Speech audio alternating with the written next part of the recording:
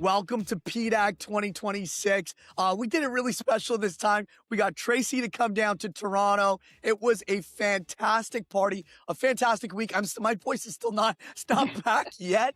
So we were going to do a precursor chat, but everything was unfolding at the time. So Tracy and I thought it would make the most sense for us to bring all the interviews together and just have almost like a post PDAC huddle. And what a conference it was, Trace. Oh, it was absolutely amazing. So many great companies we got to speak with.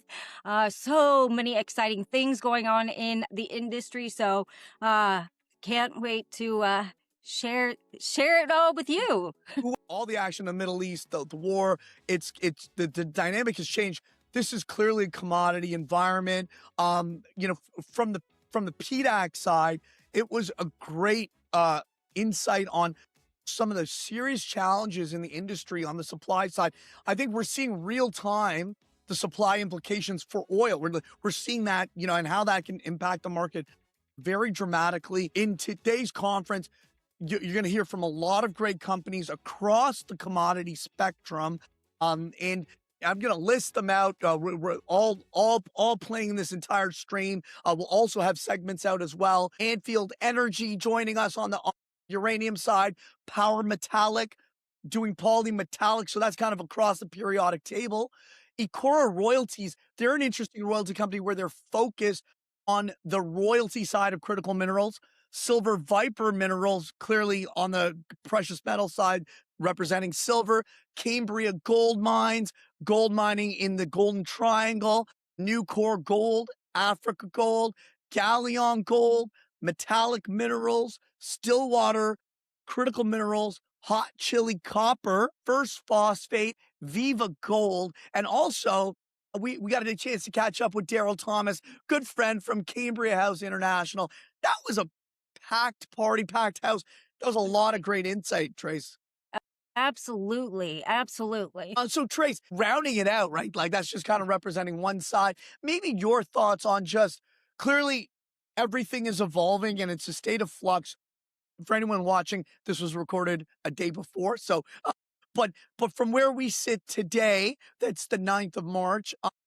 Trace, could we talk just about how you're seeing the board right now? Is there an easy solution to the challenge and the supply being cut off from the market for oil? For oil. So the issue is going to be when this is all over, and the duration, however long this lasts, is going to, because of the disruption to the supply chains, we're seeing countries having to cut supply, right? You had Qatar last week, had to stop production and exports of their LNG. We've had Kuwait, we've had UAE, we had Bahrain this morning, Saudi Arabia also this morning. And the problem is that their storage is being filled up on shore, and they have to cut back production because it's not being able to move offshore and exported to XYZ company or country that it's supposed to go to. So we are seeing that. And the problem there is that once you shut down or slow production, it does take a while. It's not a flip of a switch to be able to ramp back up. And so the longer this lasts, the more this is going to be a problem in the future. Hopefully we have some resolution quickly. We have the G7 out talking about maybe releasing some stockpiles. At least that could help domestically in those countries where exports can't get to right now. And so we'll have to see how that goes. We did top out at almost $120 overnight. We're back down just below 100 as we speak. This is tomorrow. You guys, it could be a different price. But What's going on? And I think what's interesting here, it's just the nature of who's energy abundant versus who's not, right? And Right. I think it's clear in North America, we have, we're insulated from these shocks, but 100%. I think bigger picture, it's clear that Asia is really in the crosshairs here, right? And I think 100%. that 20% is almost exclusively going to Asia, right? Is that a fair take, right? So yeah, and some to Africa because they're kind of Correct. right Yes. there too. So, Yeah. but yes, I mean, the North and South America are largely insulated. We're halfway across the world. Yeah. We have light and heavy crude, so we're not as dependent on exports from the Middle East countries. But yeah, where you're really seeing a hit right now is in Pac Asia and in Africa. So Trace, you know what's really interesting here? What this has really shown is that energy independence, right? This is now becoming, and it's not just energy independence, it's almost critical mineral independence. And that was a theme that was coming out over and over again in all our conversations that everyone will hear in the conference. But that to me strikes me as something very interesting that the prices of these commodities are going to have to be higher because you're not going to be able to source them all globally. And again, we're going to be looking at a dynamic where every kind of geographic region is going to basically say we'll have to create a production that'll have to sustain for our own demand. And if that means we have to do it at a higher price, we do, right? Is that a fair take? Yeah, absolutely. And we started to see that during COVID. We're going to see that more here. And that only strengthens the companies kind of within our hemisphere. And I think companies we've had the same capex problem in the oil industry as we had in the mining industry, right? Nobody wanted to invest in it. It was dirty. When it comes to the oil side, nobody wanted to invest in it because they got burned so many times, right? On the booms and busts. And so I think it's a totally different mindset now for both sets of companies where, they're really focused on the investor. How can we do this better? How can we do this cleaner? How can we do this safer? How can we do this? And so, to really give value back to the investors. Yeah, no, it's a great point. I wish I had this chart that basically shows, basically time to development to, actually mining. And I know this is the same for oil and gas, right? With the exception of shale, but anywhere else, it's like if it took 10 years, 20 years ago, now today you're looking at a 20 plus year process to get a massive mine online. And that just speaks to all the things you just said. I think all and then further to that, that whole capital return aspect of it, I think all of that just adds kindling to ultimately higher for longer across the periodic table or the carbon, the carbon complex, so to speak. So Tracy, a big thank you. That was a phenomenal PDAC. Guys, there's So great good. company. Listen to the whole stream. We'll be back again. I think we have some ideas for the rest of the year, so stay tuned. Stay tuned. Yes, we do. Guys, thank you. That's PDAC 2026. Great companies ahead. Grizzle PDAC, it's an absolute pleasure. An absolute pleasure. Good to see you, Thomas. Oh, man. Cambria Gold Mines, Rob. Thank you so much. It's always great. Always Bull great. market PDAC, you can feel the energy. You don't feel the desperation that you get from many PDACs, right? No, you don't and so this is an interesting one. Obviously, you guys represent the top of the house metal in gold, but every commodity's on fire. This is it's unprecedented in my time in PDAC where everything's been on. It's an incredible setup right now. Yeah, you're bang on. The commodities are absolutely moving.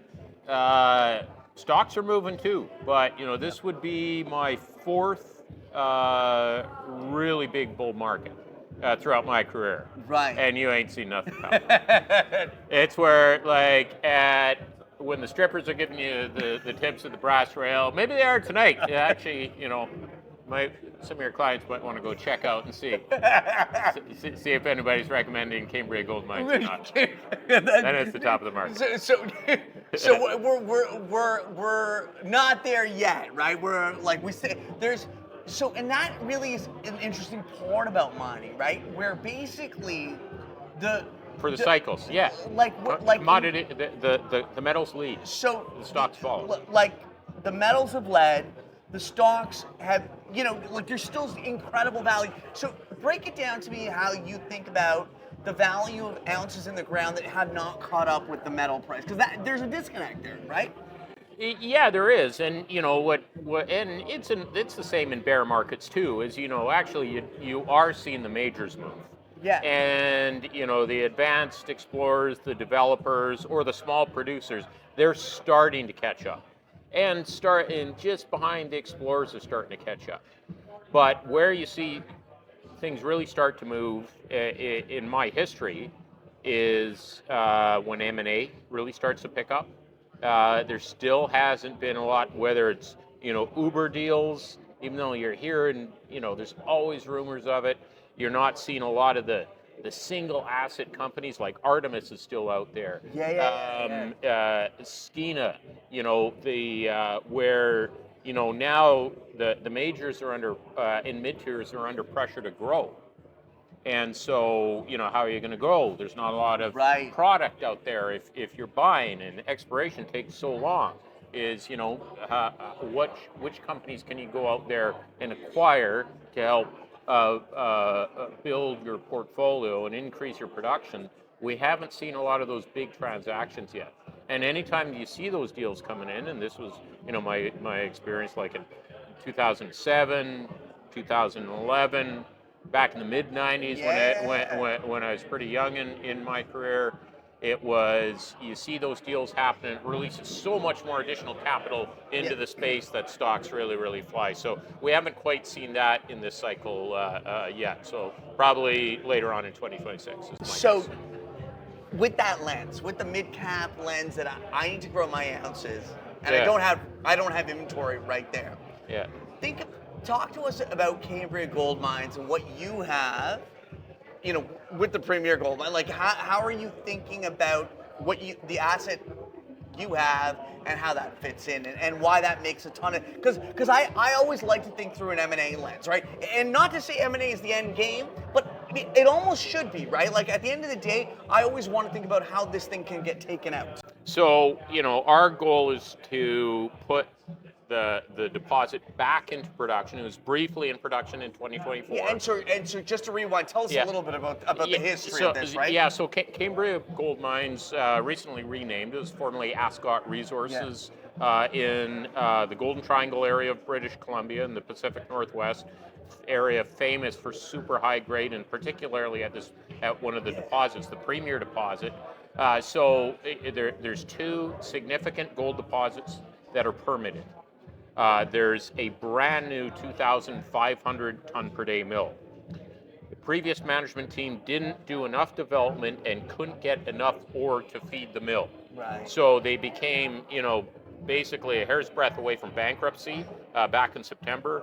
And our group, the Fiore group out of Vancouver, we came in with the rescue package, working with the secured creditors, worked with a bunch of the largest shareholders in the company. We raised $190 million to recapitalize the company and came with a new approach, which is to develop the Red Mountain Gold Deposit, which is, in my opinion, it's the best high-grade undeveloped gold deposit in the country that will be able to fill that mill.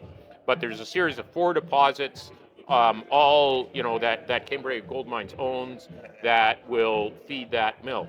But we also have a vision maybe for something bigger. There's lots of other deposits in the Golden Triangle, some that are nearby, near my hometown of Stewart, BC, some that are even in Alaska, that you could probably scale up this production in the years ahead. So, our goal is to get this thing producing gold, and then go from there. And particularly since there's so much sunk cost into it, the whole mill's built, tailings facilities built, water treatment facility, power lines, you name it. And so we just need to do more underground development and build an access road to get the Red Mountain ore off the mountain and through the mill. So it's really that simple. So talk to us about the Fiore group. Like, it's been the turnaround in the Madsen mine. Like, this is almost like a blueprint, right? So yeah, it's my opinion. Fiore Group, we're the top mining shop in Canada. Yeah. We specialize in a few things. One is picking up. Seen a lot of value. That's where it starts. Right. In often hated assets. Right. The Madsen mine with West Red Lake. It was previously pure gold. Most hated thing in all of Canada. We came in, structured a really good deal, brought in an absolute tier 1 management team, and they're in commercial production now. Like that, Yeah. literally, that having talked to Shane, like it really is that idea that you take an asset that was unloved, Yeah. and put the right people on it. Yeah, exactly. And so we with Selkirk Copper Mines, we did the same thing with the Minto Copper Gold Mine up in the Yukon. Yeah. We partnered with the Selkirk First Nation to again put together a stellar management team and recapitalize them, and stocks on fire for that one as well. So I'm going to ask very functionally, what makes a good turnaround artist? Like, so if I were to look at an asset, what are the things that you guys have right now that feed into, these are the people I need to turn this asset around? The other people never, So the people are part of it. Also, you need a good understanding of what went wrong, right? Right. And so, in the case of both Cambria gold mines with the Premier deposit and Madsen, they weren't drilled enough, and the companies were undercapitalized, Yeah, right? yeah, and so, you that get the in there problem and here? start mining, you're Yeah, like, yeah. where's the gold at? It's because they didn't drill enough tight-spaced holes to properly define your stopes, so the engineers and the miners can go in there, mine the veins or whatever, and recover the gold. So you identify what those problems are. In the case of Selkirk up at the Minto mine up in the Yukon, they couldn't fill the mill. They didn't have enough working faces. So if you see these where there's the asset is great and the infrastructure is already there and in place and usable, those are the type of things we're going for. We also like advanced exploration projects as well too. We work. There's no other group that does more partnerships than the Fiore Group with Indigenous people. We launched Nations Royalty in 2024. I still think that'll be the biggest thing I'll ever do in my career. Amazing. And of course, Selkirk's partnership with Indigenous people. So, and finally with Fiore, our spiritual leader is Frank Justra, and one of the most successful mining entrepreneurs of all time. He really is a spiritual leader. Like that man is on another plane. Listening to Frank talk, I almost think like he's on a philosophical level of how he thinks about just fundamentally gold, and then but being able and to part of drill it, you see his talks. It's kind of what's the term, nihilistic. It's like, we're not in a good space in this planet. The amount of monetary inflation, the amount of money printing that's going on, the huge debts and deficits, is things don't look good for the kiddos, man. So you better be exposed to gold. So, talk us through the catalysts ahead for 2026. Obviously, an exciting time. You have so same sort of situation like Madsen in terms of there's an opportunity to fix what was done wrong. Yeah. Talk us through the catalysts ahead. And so it's a similar, like we learn a lot from Madsen in terms of what to do. So the first thing we're doing, we've already started, we're drilling to properly define the ore bodies. We're going to start the construction to the Red Mountain deposit. We hope that's going to be coming up shortly, as well as a bunch of other development milestones. We are also looking at ways where we can start up earlier. Where we have a very, I'm a geologist by training, and I try to say with humility, but I don't think there's anybody that knows these Golden Triangle rocks. Maybe Charlie Gregg's the only guy that might know better, more than me, or have more experience, because I've seen so many of them, right? Is that we have ideas in terms of other approaches at Cambria Gold's deposits to maybe go bigger and bulk mine rather than going after skinnier veins, which can be a little bit more difficult to engineer and require all that drilling. If you're going bigger, you can have more margins for error on the limits of the size of your ore body, because it's all about volume. So we're looking at maybe some open pits that instead of going underground, you can go in there with a pit and you can get a lot of ore to feed the mill. See, with this type of mill, you can't half fill it. You have to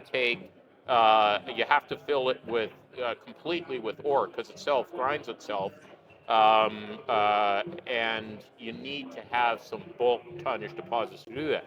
Red Mountain is that type of deposit. It's measured and indicated. It's a little under 9 grams per ton. And the entire ore body, the average thickness, even the skinny bits, averages 15 meters, up to 100 meters wide. So that'll be able to fill the mill, but that's still a couple of years out, right? So we might look at ways to kind of fast track things. So we're our new management team, they just started, like literally over the past couple of days. But lots of catalysts this year. There's a tremendous amount of value that we're going to demonstrate. The biggest which will be an updated feasibility study near the end of the year, which people will truly see the stellar economics of for this project. You know, basically, like in terms of looking at companies to emulate, you know, I love what Walt Coles and the team have done at Skeena Resources, and that's the type of value that we'd like to build. Let's go. Let's go. Baby. Let's go. This is Cambria Gold Mines. Thank you so much. Grizzle PDAC. Let's go. This is Thomas with Grizzle. Fired up, baby. Boom, boom. All right, welcome back to PDAC 2026. I'm here with Luke Alexander of Newcore Gold. Luke, thanks for being with me. Yeah, thanks a lot for having me. Okay, so let me start things off. You recently commissioned a pre-feasibility study for your Enchi Gold project in Ghana. So since the release of the PEA before that, you kind of shifted from heap leach processing to CIL processing. For non-technical listeners, can you discuss the rationale and the benefits of that decision? And secondarily, you're still on track to finish the PFS by June. Yeah, so if you look at in 2024, we released a PEA which outlined a very simple open pit heap leach operation. If you look at that study, we used a base case of $1,850 gold. Right. Needless to say, today at over $5,000 gold, we're in a completely different gold price environment, which obviously changes a lot of things from a project perspective. The other thing is in 2025, we did a huge amount of additional de-risking work on the project. Specifically, we did a lot of metallurgical test work, both looking at a heap leach processing scenario as well as a CIL processing scenario. Okay. What we found is that with the CIL test work that we did, we were getting much higher recoveries. So we've put out a recent press release that highlighted as part of the commissioning that with the CIL flow sheet or processing, we were achieving 89 to 98% recoveries. Wow. That compares to the 75 to 85% recoveries that Lycopodium used for our heap leach. So needless to say, that additional, call it 10 to 15% recoveries that we got with the test work that we did in 2025 made sense for us to go the CIL route from a commissioning of the PFS process perspective, and that's what we're now using in the PFS is a CIL processing.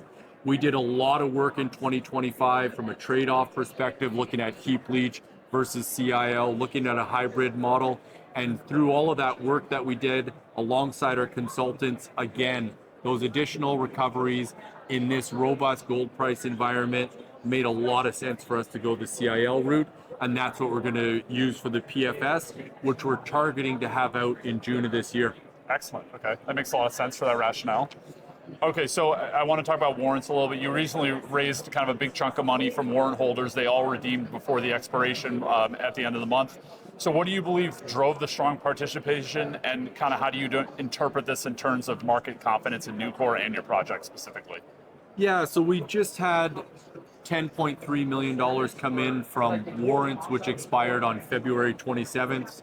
Those warrants were well in the money. They were held by deep-pocketed, long-term focused, primarily institutional investors. About 80% of them were held by 5 major institutional investors who invested in Newcore because they see the district-scale exploration potential of our project, but also the fact that we've got a very robust project that we're now moving to a PFS that they see as an opportunity to significantly re-rate the company and the share price of the company. So with those warrants expiring, they all were very keen to obviously put more money into the company for us to continue to aggressively drill, as well as obviously start to look past the PFS towards the feasibility study and ultimately putting this project into production. So great to have that additional money come in to support work that's going to go beyond the PFS at this stage. Yeah, it's nice to have those long-term investors who are in it for the long haul, right? Yeah, Makes when a you big look difference. at our shareholder list, we're currently 55% institutionally owned, and the bulk of those are deep-pocketed, long-term focused precious metals and mining investors. So they've obviously got an opportunity to invest in any publicly listed company on any market in the world, and obviously Newcore is one of the ones that they identify as having significant upside. So yes, it's great to have them and have that long-term support. Excellent. So I'm curious, you guys are busy drilling this year. What are you kind of looking to achieve? Where would you like to be, say, 12 months from now when the program's complete and a lot of assays have come through, or where do you want to be? Yeah, so we're in the midst of a 45,000 meter drill program. We've completed about 33,000 meters so far and released that to the market. With the focus of the additional 12,000 meters that we're completing at the moment, it really is focused on resource growth, resource expansion. So going back to previously drill tested areas, stepping out, looking to grow the mineralized footprint. But then another thing we're very excited about is the opportunity at depth. So we've identified a number of very high grade shoots on our project that we haven't been able to drill in the last few years. And now we're back with the diamond rigs on site, chasing some of these high grade structures and getting some very encouraging results back that ultimately support our geological understanding of our project. Those shoots and the results that you've seen so far in 2026 have been focused on those high grade shoots. We've had results, 1 meter of 175 grams, a meter of 147 grams, as well as some much wider intercepts of 20 to 25 meters at 3.5, 3.2 grams, as well as some nice, higher grade intercepts of, 7 grams over 8 meters. So those are the types of results, again, that support our geological understanding of the project, and we're going to continue to follow up on that and look to grow the overall mineralized footprint with the goal of over time then wrapping that into our global resource. So that's the additional drilling as part of the 45,000 meters. But then with those warrant proceeds, there's also going to be an opportunity for us to expand our drill program well beyond 45,000 meters. So investors can expect results all the way through 2026 and into 2027 with the drilling that we're doing and the expanded drill program that we're expecting to come in the future. Excellent. So you talked a little bit about catalysts and what you're working on. Maybe can you just round it up for everyone? What are some specific things investors should be watching for over 12 to 18 months? Yeah, so over the next 12 to 18 months, as we've highlighted with the warrant proceeds that have come in, with the cash that we've already got on hand, we're very well funded to drill aggressively on our project. So the 45,000 meters plus an expansion to that. So expect drill results every 4 to 6 weeks to come out from the company. And then obviously a major catalyst for us this year is that PFS that we're targeting to have out in the middle of 2026. If you look at where the company's trading today, we're trading at roughly 0.15 times the NPV of the project. Typically, as you de-risk projects, take them from PEA to PFS, eventually to FS, and then into production, all the way through that path, you typically get a higher multiple from the market. So investors are willing to pay more for the company because of that de-risking work. So our expectation is that we could see a significant re-rate once we've published that PFS and the market starts to price in the value of our project at a further de-risk stage. Exciting 2026, and you have resource expansion on top of, as you said, moving the project along. You kind of get the double whammy of that in a good way. Yeah, so that optionality that you're highlighting, district scale exploration with a fundamental underpinning of value that we're re-rating with the PFS that we'll have out in the middle of this year, is something that us as a management team and board, who, important to highlight, are aligned with shareholders through our 13% ownership in the business, is something that we're extremely excited about. So for me personally, as a major shareholder of the company, that optionality is something that really gets me excited and think is going to create a lot of value for myself and all of our shareholders. Excellent. Well, Luke, thanks for stopping by. We appreciate catching up with you on your project, and we'll watch as you go through the year. A lot of exciting stuff going on. Yeah, thanks a lot. All right, thanks. All right, everyone, Grizzle PDAC 2026. Quick break. We'll be right back with more interviews. Don't go anywhere. All right, PDAC 2026. It's my pleasure to have Adam Cegielski, chairman of Silver VIPR Minerals. Adam, always a pleasure, man. What a PDAC it's been. That was very intense. Every year seems to get better and better. Weather wasn't too bad either. So No, and you know what? This PDAC was an interesting one. Where basically, all the commodities are like hitting kind of close to all-time highs.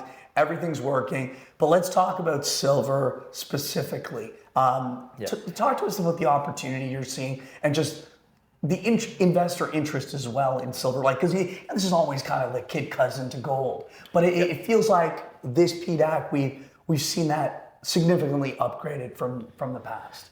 well, I mean, you know, silver has gone from traditionally trading in this $15 to $20, $25 range. You know, where projects were like, okay, if it gets to $30, we're in good shape. Yeah.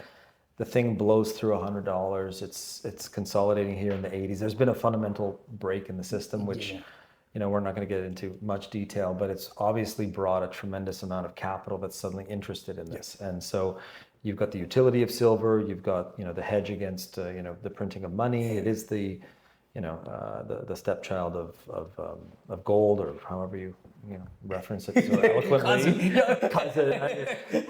Younger cousin who shows up at the club at the right time. You know, where's it? You know, Uncle's sitting at the bar, right? But it feels like you know, and when silver comes, it pops, and there's real interest here, and so there's very few regions in the world that are very well endowed in silver. Mexico is one of them. Like talk us through the history. You know, what drew you guys to Mexico, and just also the geological history there. I mean, so you've got obviously, I think, probably the most rich geological potential of silver in the world. You've got companies like Fresnillo that, you know, have built, you know, become the largest silver producers in the world for that region. You've got history that goes back 400 or 500 years of you know, extracting this metal in this top, you know, 30, 40, 50 meters of ground. So you've got all these old workings and old mine shafts. You've got projects that can be very profitable. They don't have to be huge. You can get into cash flow quickly. And you've even seen a couple of these companies that, you know, that we know very well that, you know, at $25 silver, they were just sort of, you know, did not really have that potential. And then suddenly they're cash flowing and putting these projects to production. They're making $50 an ounce, and it's real money. And so, you know, we're in Sonora. We're in Durango. We like to pick jurisdictions that we're comfortable with. But I mean, if you look at some of the companies in those areas that we're operating in, they're now multi-billion-dollar, you know, companies with you know, decent endowment. But really, the cash flow has really generated a step change in how we're looking at these opportunities. Fantastic. Now, the Silver VIPR team, it has a rich history of successfully turning around early stage deposits into acquisition targets. Now, maybe you can tell us about the team's history and why, you know, this is your optimal value creation pathway. You know, because you've done this already, but maybe talk a little bit about that history as well. So, you know, I've got a bit of a history in Mexico. We developed El Burqueño at Caden Resources. You know, Agnico was the ultimate buyer there. So they bought that for $210 million in 2012. Steve Cope was involved in Orco Silver and his team, very comfortable in the area. They developed that, you know, project. They sold that to Core Mining, I think, for about $250 million. You know, we've recently done, you know, a lot of great work in the Nordics where we've developed projects that, you know, 3-4 years ago, I think we were talking, and this company, First Nordic, which is now Gold Sky, was a $2 million company, and today I think it's about $700 million, and just brought Agnico in for 32.5%. So, you know, having founded that company and gone through the difficult times has now created this value creation opportunity where we go into the jurisdictions we know. You've got to have an advantage. You've got to have partners that have been there. You've got to have done it yourself. And then if you look at the team, you know, we've just brought in, you know, a couple of really great guys. Gernot Wolbert is our you know, technical director now. Gernot found Cordero which helped build Discovery Silver into an almost $1 billion company.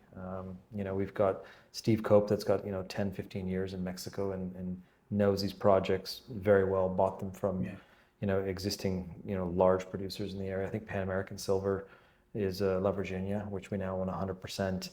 And those relationships and that success gives you a little bit more torque when it comes to negotiating with some of these larger companies, and they want to know that you can bring in significant capital.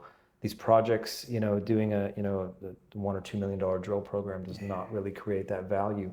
I think people want big projects, big opportunity, big drill programs, and that's it's a lot easier to do that with success, a little bit of success, and shareholders that trust your process. So it really is about dreaming big, like thinking about it from a very large scale perspective. Like that is what draws the interest of larger companies, no question, right? Yeah, I mean, if you're a fund manager, are you going to take $1 million and put it into 100 different opportunities, or do you want to take $5, $7, $10 million and put it towards someone that's that would like to build $1 billion, $2 billion company? And that's, we're swinging for the fences. We've got geological opportunities that we think can justify that. We've got M&A being presented to us that we're looking at. There's a lot of different ways to grow. Capital is a big part of it, and we'll continue to set that up. Well, speaking of capital, you guys just completed an oversubscribed raise. You're fully funded for a large drill program. Talk us through the plan and where you hope the resource to head. Give us the outline here. At La Virginia, we've got about 500,000 ounces gold equivalent. We think that's got a real shot at getting to a couple million ounces. There's a lot of work that needs to be done. We've just completed a 5,000 meter drill program. We've got some results that will be hitting the market here shortly.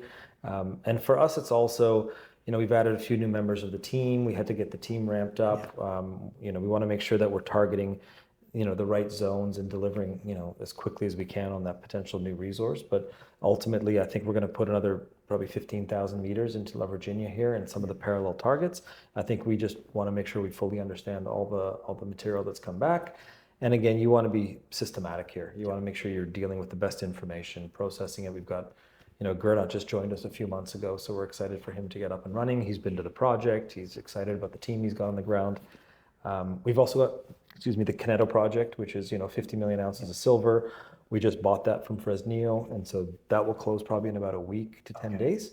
And then, of course, we've got updated 43-101 that's going to be published here shortly. That's going to give us an idea of sort of where we want to drill next.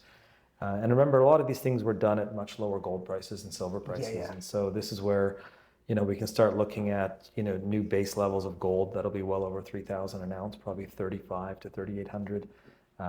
Silver, I mean, depends on what happens in the next month or two, but silver, you could be looking at using numbers of $50, $60 an ounce. So we're very optimistic about where this goes, and I think all these projects have that potential. They've been sitting tied up by majors. They've had very little work done on them, so let's just go put that money into the ground and drive that value. Well, and I think that's really what's working for the entire sector right now is if you have this factor of safety because what's built into the companies is not spot, right? And spot. A lot of room there. Yeah, a lot of room there. An absolute pleasure. So lots of catalysts ahead.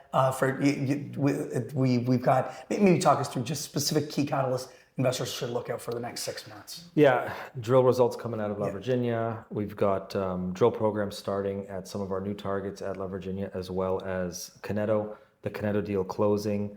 And if all goes well, we'll be able to update the market on some potential M&A. So, we're in an exciting spot, and we're looking at all options to create value. Always a pleasure. Adam, PDAC 2026. It's always a pleasure to have Terry Lynch, Pound Metallic, join me. Thank you so much. Thank you so much, brother. You know what? Last time it was late in the night, which actually was great because we were in the mix and a couple of beers deep. We were a couple of beers deep. And Terry, it's always my enjoyment talking to you is that you see a lot and you're feeling the market very closely at a way closer level than I see. As an operator, as an explorer. How do we think about the current market right now? we've gone through so many PDACs together. Like, I can't think of a time where every metal is at, as at their band of their 52-week high. How do I think about just what this market means in general, how investors are thinking about it in general? I think one of the dangers of the market right now is because it's come so far pretty quickly, right? That people will think they missed it. Yeah. And I hear this a lot because I'm obviously talking to investors, and they feel, I missed that. I see these stocks are up 1 or 2-fold or 3-fold or something like this, and they think, I missed it. And it's like I say to them, guys, look at the cash flows. It's actually cheaper now than it's ever been. Like if you look at the producing golds, producing silvers. So I would say one of the big things media people like yourselves and even our company's responsibility is to say to people, guys, listen, this has been underinvested for so long. Right. We are at the start line, not even close to the finish line. So this is so early. So that would be the one message I would say to people. Hey, listen, it's early. We haven't missed anything yet. Right. There's a lot of opportunity for you, and there's still some tremendously undervalued stories out there that you can get into. And if you lack confidence about investing in individual stories, invest in some good mining funds. Because they will do that job better for you. Right. And so inherently in that belief is the view that the ounces in the ground haven't been valued correctly to where the metals have moved. Not even close. Inherently, right? Yeah. I think that's... And I don't like using the word free lunch, but there is an element of a free lunch here in the sense that, the commodities, if you have a belief that gold is not going to pull back, yep. The equities, gold, silver, copper, etc., that you have this inherent, baked-in value prop. Yeah, to feel like commodities are going to pull back, what would be the scenario that would do that? Somebody's going to find a lot more commodities very suddenly, easily, and start to produce them. Yeah. We're going to get a lot more discipline with our spending and not run massive deficits time after time after time. Those are just never going to happen. Those are fantasies.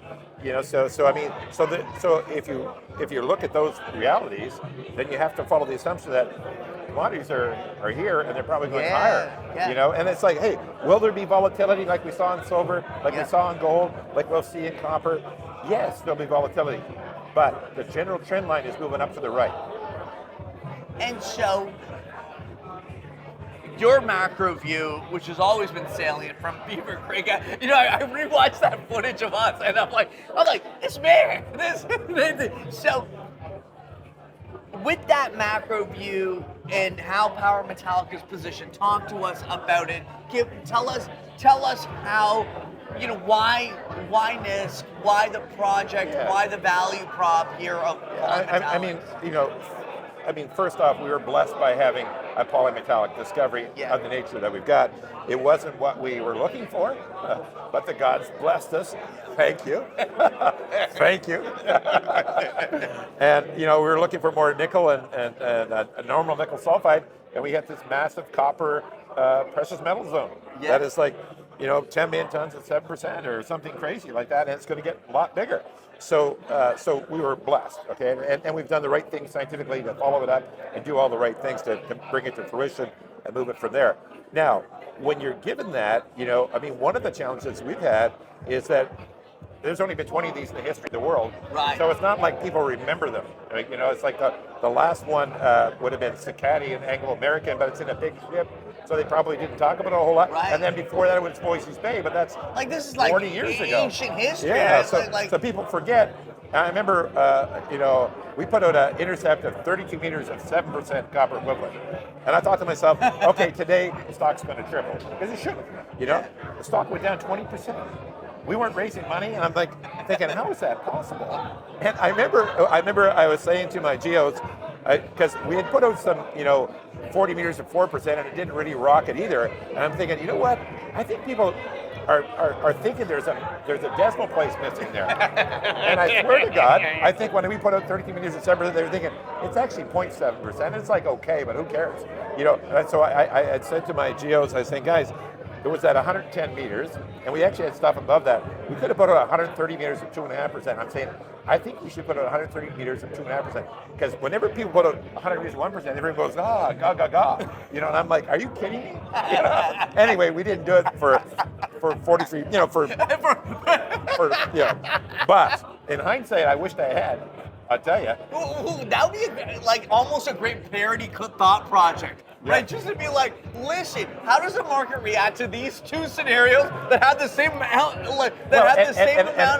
and of course, I say to people, well, look, a perfect example, and you got to give, you know, Foran and their management team massive kudos for what they pulled off. That guy did a masterful job of doing that. So I've got nothing but, you know, really a lot of praise for those guys. But they sold, you know, what is effectively a similar deposit in the ground, over 25 million tons, 2.5%, for 3.8 billion. So we have it over 10 million tons. So what would you rather have? Yeah. Now there's what's the risk? It's feasibility. They got major investors like Agnico Eagle. They got Franco-Nevada in there. They got to be a national project in Canada. So they've done a number of things, you know. But I mean, those are all things we can do, for sure. You know. But it's like, you know, that's the discrepancy of the market, you know. Because at the end of the day, I believe, barring some situation where you're in an area where you can't produce because of you're by a national park, or you're in an area where the NIMBY is going to be a problem, where your community is going to fight you, that you're ultimately should be judged by the value of metal in the ground, if it's producible. Okay, and so we've got massive amounts of metal in the ground, and super high grade. And you saw those metallurgical numbers. Maybe the best of all time. I don't know if anybody else has ever. We were thinking 80% delivered 95. I mean, holy cow. You know, but it didn't move the market. So, you know, as practical people, we have to listen to Mr. Market. We may disagree with him, but we have to sort of take a lesson from that and say, okay, well, what can we do better? And I think one of the lessons, we were thinking, well, we would do a PEA maybe Q1 of next year. So I think we're going to deliver it a lot sooner, you know, just because I think we need to give more evidence to the market that this is a mine. It's going to be a mine for sure, in our mind, but we need to give them the evidence, which a PEA would do. And so we'll probably get that, hopefully, from Beaver Creek. So, you know, the validation as an investor and you know, the market is that, like, you got an incredible roster of investors that back the project, right? And you know, talk about that and you know how because that's important. We've been blessed, you know, by, you know, obviously Robert Friedland led our last 2 rounds. Rob McEwen's been in our last 3 rounds. Gina Reinhardt drove the stock forward for us. You know, Bob Quartermain. We've got a number of great people in there, and you know, we respect that, and we are honored by that, and it gives us you know, makes us be sharper every day. Because we can ask these guys and say, well, what do you think about this? And they'll say, and also think about this. So it's really been helpful. You know, so I think that those guys come to great deposits. Robert Friedland, when I first met him, I talked to him on the phone a couple times, but I met him in the Carlisle in New York. And I don't know if you've met him. He's a very intense guy. Yeah. Okay. And so I'm sitting down with him like this, and he says to me, looking at me, he said, Terry, he said, copper and precious metals, they don't come like this. So he said, not smiling, just very intense, saying, so one of 2 things has happened. He says, either you salted the core, or it's a duck-billed platypus. I'm like, what the hell? So I start laughing, right? and luckily he starts laughing as well. I'm thinking, oh, good, you know. So I said, well, what do you mean by a duck-billed platypus? He said, look, a duck-billed platypus shouldn't really happen in nature, but it did. And he says, I've been lucky in my life where I've had a couple deposits that shouldn't have really happened, but they did. He's almost big. He's almost a duck-billed platypus hunter. Nope, he is. Like this guy. If there's anyone who's going to find one. And so he said, I think you're onto something big, and that's why I'm in. You know, so I think that's interesting. That's incredible. Very interesting, you know, observation. And you know, so it's been great to have those guys behind us, and that's what obviously allowed us to raise the capital and at you know, rates that are fair to our shareholders, and now we're you know, got 6 rigs turning, and we're looking to add a lot more tonnage. Terry, talk us through the next catalysts ahead for the next year? So over the next couple of weeks, we'll drop the rest of the fall program Yeah. results. And we gave guidance to the market that we're increasing the lines out in terms of size, and that'll be borne out by that. And then we also said we hadn't found second line zone, but we're getting closer. So we've got our science has indicated. There's 4 or 5 primary targets that we're drilling, and we're getting some interesting hits on that, and we'll bring that forward when it comes. But I'm confident. The thing that drives us every day, I would say our geological team, exploration team, has never been more excited about where we're at than right now. And if they're excited, I'm excited. I'm not a scientist, as you know. I just back these really bright guys and give them the tools that they can do the best work with. And if they're happy, I'm happy. So I feel like we're going to have a really big winter program, and I think we're going to deliver growth on the drill bed. I think we're going to do the PEA and show that, hey, even if we never found another ton, which we're going to find a lot of, but even if we never did, this thing is worth 3 or 4 times what it's worth today relative to our peers. And so that's important. Raise the floor even while we haven't given up the ceiling. So maybe a functional question, right? Yeah. As a portfolio manager and an analyst, right? Yeah. So how do you talk to an analyst who's struggling with how do I value a polymetallic, right? Because it doesn't fit neatly in a comp table. And I've thought about this a lot, right? Because I think about, okay, well, it's copper equivalent ounces. I'm thinking out loud, right? Yeah. It's copper equivalent ounces, but how do you talk to an analyst that's thinking about, okay, how should you think about power metallic for somebody who's So I think first thing, these analysts are smart guys. You're a smart guy. So generally in any copper deposit, it's not solely copper. There's always something, of course. And usually it's 2 or 3. So now instead of having 3, maybe you got 5, possibly 6 elements to pool. So you're modeling it in Leapfrog or whatever your modeling software is, easy enough to do, and then we've given you the cue cards. We gave you the metallurgical study from the best metallurgists on the planet. So now you know what number to apply to these numbers. Then it's like, okay, well, how do we forecast price? Well, generally speaking, there's a rolling 12 months. There's a lot of different ways, and you can take a conservative assumption. You can take an aggressive assumption. You can have a baseline, which is what they do in all technical reports and all PDAs. So put those together. It's not that hard. I mean, it's at the end of the day, it's all about NPV and IRR.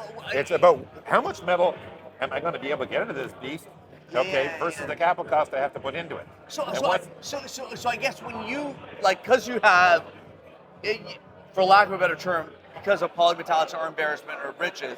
How do you think about are you presenting yourself always as a polymetallic every day? You know what I mean?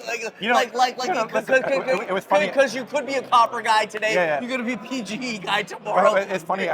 We were down at BMO obviously before we came up here, and we were one of the 10 companies that were exhibiting core at BMO. So Rob McEwen came by, who's a big shareholder, and he's like, I can't believe the rock's phenomenal.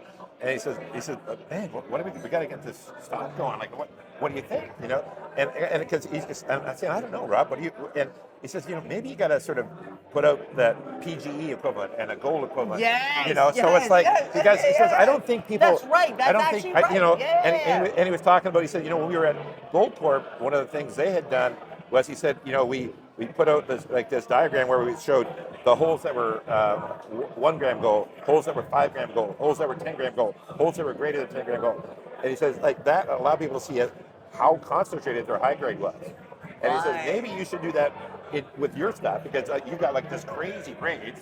People are used to seeing this. 1% is the average copper grade around the world is 0.4. So your 1% is still 2.5 times better. But you got stuff that's 10, 12, 15%, 20%. He said I think that somehow we got to try some different messaging.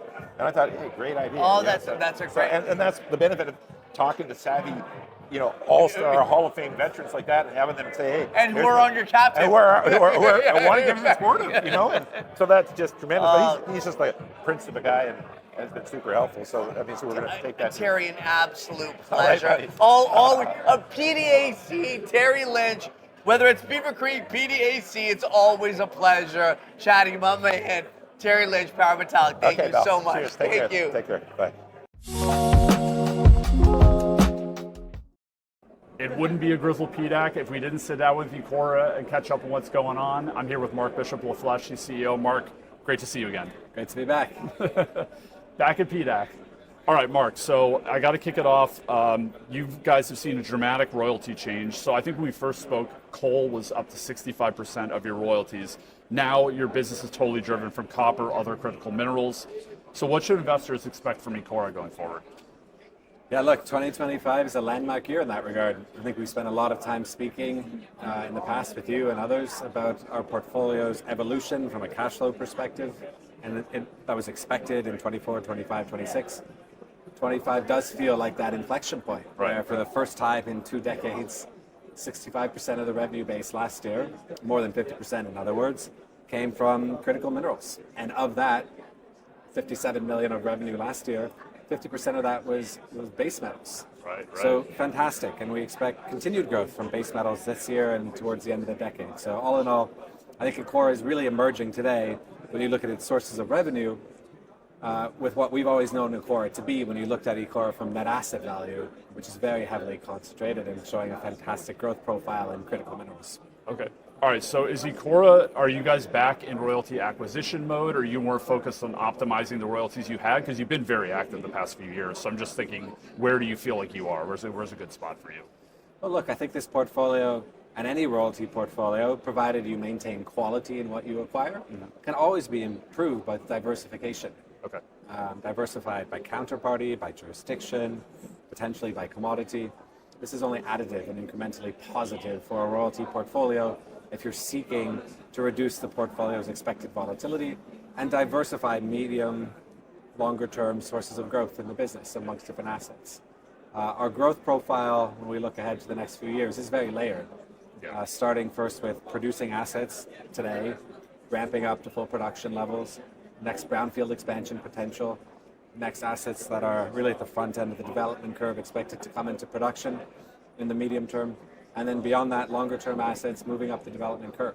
And this is a level of depth and diversification in Ecora that's been sort of 10 years in the making, and it's exciting to see it now come through. It's really played through. And beyond that, from the acquisition perspective, absolutely. We still see in the market, even though commodity prices have run, some really strong outlooks for the critical mineral suite, and we certainly would hope to continue growing and diversifying the business. Okay, so I just wanted to follow up on that. You mentioned diversification.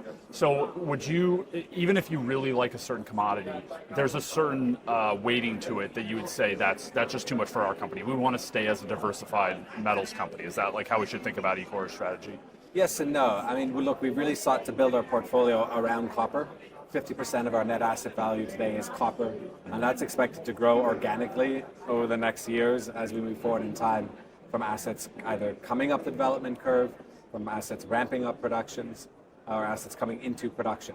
So the portfolio today, in sort of all else being equal, is expected to naturally grow into copper. That's intentional. We would be keen to keep copper at the core and be happy to grow our copper exposure. And then beyond that, base metals is our second biggest exposure. So copper, of course, is a base metal, but copper within our base metals in our business represents approximately 80% of our mix. And that's, again, been quite deliberate. And then beyond that, the last sort of 20% today, we have uranium exposure, rare earths exposure, some of the best uranium exposure in Cigar Lake. We have exposure to the second biggest uranium producing mine in Australia, and longer term, but still very exciting, which we've spoken about before, is NextGen's Patterson Corridor East. Yes, I love that asset. So within Ecora, you have a fairly diversified suite of critical minerals, but really anchored and centered in copper and base metals. Okay, that's helpful. Now, so you guys have been deleveraging lately. You were working hard on that. We saw a lot of improvement in the leverage ratio last year. What does this year look like? Is that process going to continue? Well, last year, when we were chatting right around this time, we had just announced the acquisition of a producing $50 million copper stream. Right. And we funded that primarily by drawing on our revolving credit facility. We ended the year with net debt roughly equivalent to where we started 2025. So in other words, our net debt was reduced to roughly equal levels, having acquired a $50 million stream. And that was a year. exactly what you hoped would have happened, right? That was the strategy originally, yeah. When we made that acquisition, we in our minds had a very clear deleveraging plan. When we've used our revolving credit facility to buy royalties and streams, it's always been on the basis that we foresaw fairly rapid and deleveraging profile post-acquisition, and that's absolutely delivered. So we're sitting very well, I think, on ahead of our actual expectations on deleveraging, which was assisted last year by the sale of a non-core development stage gold royalty. Right. Nevertheless, we're well capitalized. We have room to continue to grow, and absent an acquisition, we'd expect our net debt to keep ticking down with some great commodity price tailwinds. So there's real potential relative to consensus price forecasts for net debt to be repaid more rapidly than one might assume if we were looking at commodity price forecasts based on consensus, which are, for the most part, quite well below spot. Right. Okay, that's excellent. That's helpful. Now, so you guys have been very clear publicly that you're a growth company. You're focused on growth. I just wanted to maybe you could take us behind the curtain a little bit. How do you evaluate these royalties? What are some of the key factors you look for that you say, this is something interesting, I'm going to dig deeper here? First criteria, of course, is always quality of ore body. Okay. Right. That's generally Start at the bottom. Start at the bottom. I mean, look, an ore body by definition is not very is what it is. Right. I mean, it can be explored, it can be delineated, it can grow, but the network, the size of the ore body, ultimately usually has some sort of limitation, and a lot can be imputed from the quality of the ore body, cost profile, scale, life. So that's the starting point. Infrastructure, existing infrastructure, project economics, all this really are a function in some degree of the ore body. Strong counterparties, folks who know how to run mines. As a royalty company, we're partnering with mining companies. Yeah. So therefore, the quality of our counterparties is paramount. Experience, technical know-how, development capability, track records, funding, many criteria there. And look, if you look at our portfolio, we really demonstrated that this is core to our decision-making process. And you can see that if you look at the number of our portfolio exposure in the first and second cost quartile of their respective commodity complexes. Mm-hmm. And the capital we deployed really demonstrates today a portfolio that's 80% or approximately those levels of tier one projects that are already operating at very low cost, or development projects expected to be operating at very low cost when they come into production. Commodity outlook is definitely a factor. We look for fair entry points to a commodity, and we look for commodities themselves that have the potential to outperform the consensus view at the time of the transaction. Okay. Excellent. Take us behind the curtain. Now we see how you look at the playing field. It's very helpful. Now, maybe could we just end things off with what are the key catalysts investors should be looking for from Ecora, from your partners, and from Ecora specifically? Well, I mentioned earlier how happy I was to see the really strong growth in our base metals assets in 2025. And that's expected to continue in the course of this year. Our continued volume growth at the Voisey's Bay mine, continued volume growth at the Mimbula copper mine. And we expect more from the base metals division of our portfolio, both on volumes, but also with some great price tailwinds. We also expect over the course of this year, potentially some key milestones with respect to our next wave of growth assets, starting with brownfield expansions, potentially an expansion of the Mantos Blancos mine operation to take them from around 60,000 tons last year to potentially to 100,000 tons. Okay. And a phase 2 study is expected in the course of this year. And then on the greenfield side, the possibility of further key project milestones at Santo Domingo, culminating, we shall see, potentially with an FID decision in H2, as targeted by Capstone Copper. The Nifty operation in Australia, an oxide circuit there's a restart of an oxide operation and a study on the restart of mining at that brownfield project expected later this year. Palabora, rare earth project in Australia, a DFS is expected later this year. So that's just to name a few. Wow, there's certainly a lot more going on there. Yeah, and if anyone's interested, it's a lot to take in one go. So if anyone's interested in more information, I'd suggest reach out to us at the company, ir@ECORA-royalties.com. Okay. Or on our investor deck, if you're looking for a quicker snapshot, there's a slide which summarizes near-term project milestones expected in the course of 2026 and in the medium term beyond that. All right, Marc, always great to catch up with you. PDAC, another one down. Well, actually, it's just starting. We're at the beginning, but look forward to catching up with you again. Sounds great. Thank you. All right, great. All right, everyone. Grizzle will be right back with more good interviews. Don't go anywhere. PDAC 2026. All right, PDAC 2026. Always a pleasure to talk nuclear energy, everything in a day with Corey Diaz. Corey, when I met you, why is this thing blowing smoke in my face? Get it out of here. The thing went out. So when I met you 5 years ago, you were a concerted view that U.S. strategic assets were so valuable, and it's all come to fore. Yeah, look, we've been big purveyors of the U.S. story and view for years. We started this business back in 2013 with a focus on the U.S. because we believe the U.S. market was the place to be when it came to nuclear power. Given how invested, people were in nuclear in the U.S., but it wasn't catching any kind of fire at all. Wasn't catching any kind of bid. But we just kept acquiring assets over the years. Created a portfolio which we thought made a lot of sense once people understood the value of what's happening in the U.S. versus any other market. So what made the decision, and obviously this is going back, predicating a long time, right? But what made the decision of like owning ounces in the ground versus owning a physical asset? Like a mill? Like a mill. Talk us through that, because we just biased, of course. We're long Anfield, but that mill value is significant, and that's how we think about disruption at a reasonable price. The reasonable price is the fact that the mill isn't getting value. Talk us through why you chose the mill. I guess that's why it's so that to me is the hook. Yeah, look, I think if you're going to be in the uranium business, you want to be able to produce uranium. Right. And so the only way to produce uranium is to have a processing facility. So in our view, we wanted to be in the business of producing uranium, not exploring for uranium, not developing uranium mines, but ultimately creating the yellowcake, which fits into the nuclear cycle. And so as soon as we started looking at uranium, we thought, okay, we've got the mines, but we need a way to process. And looking around, we realized very quickly that there were very few places to go process material. And ultimately, we believe that in order to kind of control your own destiny, you'll need to own your own processing. 100%. So that's what we did. We went and sought out processing, and we realized very quickly there are only 3 conventional mills in the U.S. One was owned by Energy Fuels, one was owned by Rio Tinto, the third one was owned by Uranium One.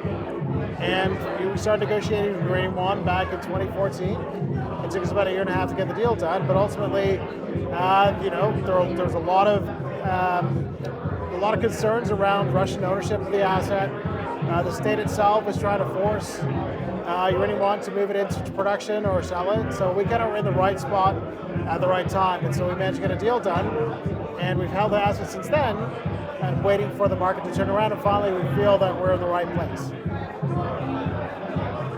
So when I think about at a reasonable price, it means in a lot of ways holding on to an asset where it's unloved. Yes. Was there any time your conviction never got shaken?